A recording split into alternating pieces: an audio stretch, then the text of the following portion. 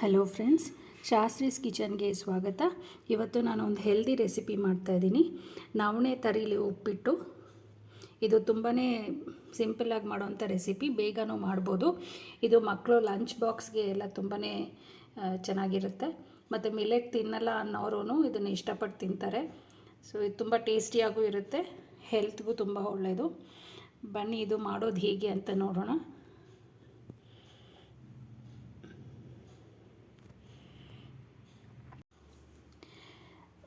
ನವಣೆ ಉಪ್ಪಿಟ್ಟು ಮಾಡೋದಕ್ಕೆ ನಾನು ನವಣೆ ರವೆ ತೊಗೊಂಡಿದ್ದೀನಿ, 1 ಕಪ್ಪಷ್ಟು.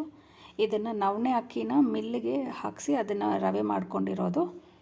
ಈ ನವಣೆ ಅಕ್ಕಿ ರವೆ 1 ಕಪ್ ತೊಗೊಂಡಿದ್ದೀನಿ. ಈಗ ಇದನ್ನು ಚೆನ್ನಾಗಿ ತೊಳೆದ್ಬಿಟ್ಟು 1-2 ಸಲ ನೆನೆ ಹಾಕ್ಕೊಳ್ಳೋಣ.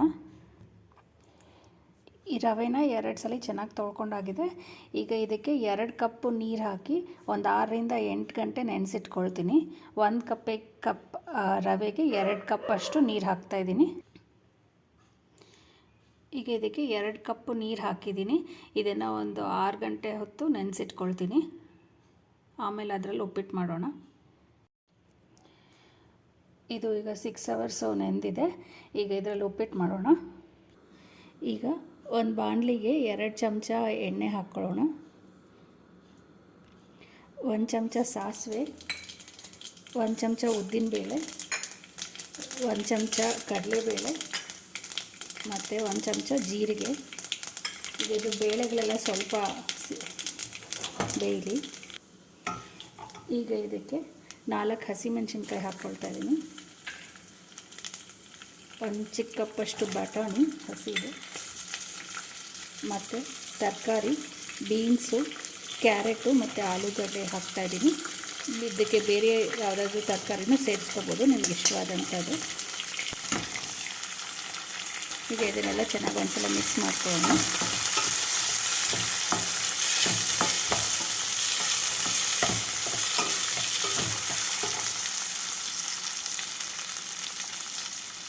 ಸ್ವಲ್ಪ ಹಿಂಗೆ ಹಾಕ್ತಾಯಿದ್ದೀನಿ.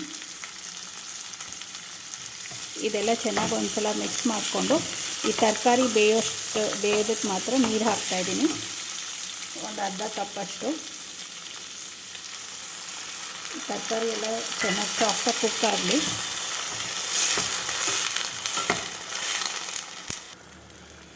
ಈಗ ತರಕಾರಿ ಎಲ್ಲ ಆಲ್ಮೋಸ್ಟ್ ಬೆಂದಿದೆ. ಈಗ ಇದಕ್ಕೆ 1 ಕಪ್ಪಷ್ಟು ಕಾಯಿ ತುರಿ ಹಾಕ್ತಾಯಿದ್ದೀನಿ, ಮತ್ತು 1 ಕಪ್ಪಷ್ಟು ಸಣ್ಣದಾಗಿ ಹೆಚ್ಚಿಟ್ಕೊಂಡಿರೋ ಕೊತ್ತಂಬರಿ ಸೊಪ್ಪು. ಈಗ ಇದನ್ನು ಚೆನ್ನಾಗಿ ಒಂದ್ಸಲ ಮಿಕ್ಸ್ ಮಾಡ್ಕೊಳ್ಳೋಣ.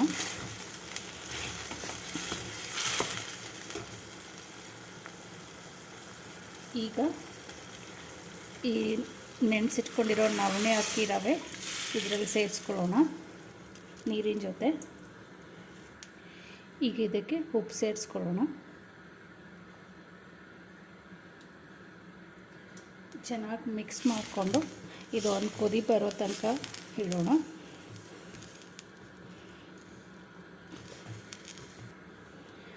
ಈಗ ಇದು ಸ್ವಲ್ಪ ಕುದೀತಾ ಇದೆ. ಈಗ ಮಧ್ಯೆ ಮಧ್ಯೆ ಹಿಂಗೆ ಮಿಕ್ಸ್ ಮಾಡ್ಕೊಳ್ತಾ ಇದ್ದರೆ ತಳ ಅಂಟಲ್ಲ. ಇದೊಂದು 10 ನಿಮಿಷ ಆಗುತ್ತೆ ಪೂರ್ತಿ ಬೇಯೋದಕ್ಕೆ.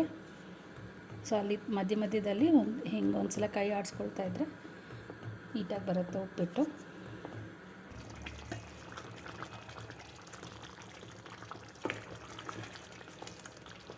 ಈಗ ಇದು ಸ್ವಲ್ಪ ಹತ್ತಿರ ಬಂದಮೇಲೆ ಮುಚ್ಚಿಬಿಟ್ಟು ಸಿಮ್ಮಲ್ಲಿ ಕುಕ್ ಮಾಡ್ಕೊಳ್ಳೋಣ.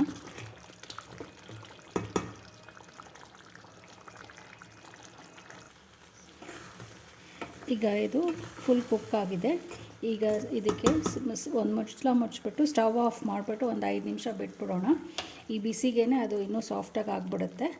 ಒಂದು 5 ನಿಮಿಷ ಆದಮೇಲೆ ನೋಡೋಣ. ಇದನ್ನು 5 ನಿಮಿಷ ಆಗಿದೆ. ಈಗ ತೆಗೆದು ನೋಡೋಣ. ಒಂದ್ಸಲ ಚೆನ್ನಾಗಿ ಮಿಕ್ಸ್ ಮಾಡ್ಕೊಂಬಿಡೋಣ. ಈಗ ಇದು ಸ್ವಲ್ಪ ಸಾಫ್ಟ್ ಇದ್ದರೂ ತಣ್ಣಗಾದ್ಮೇಲೆ ಉದ್ರಾಗುತ್ತೆ, ಸ್ವಲ್ಪ ಗಟ್ಟಿನೂ ಆಗುತ್ತೆ ತಣ್ಣಗಾದ್ಮೇಲೆ.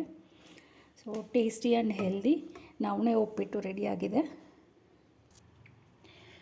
ಬಿಸಿ ಬಿಸಿಯಾಗಿ ಟೇಸ್ಟಿ ಆ್ಯಂಡ್ ಹೆಲ್ದಿ ನವಣೆ ಉಪ್ಪಿಟ್ಟು ರೆಡಿಯಾಗಿದೆ. ಇದು ತುಂಬಾ ಸಿಂಪಲ್ಲಾಗಿ ಮಾಡೋವಂಥ ರೆಸಿಪಿ, ತುಂಬಾ ಈಸಿಯಾಗೂ ಮಾಡ್ಬೋದು. ಈ ರೆಸಿಪಿನ ನೀವು ಟ್ರೈ ಮಾಡಿ ನಿಮ್ಮ ಸಜೆಷನ್ಸ್ ಆ್ಯಂಡ್ ಕಮೆಂಟ್ಸ್ ನನಗೆ ಬರೀರಿ. Thank you for watching. Please subscribe to the channel. Thank you.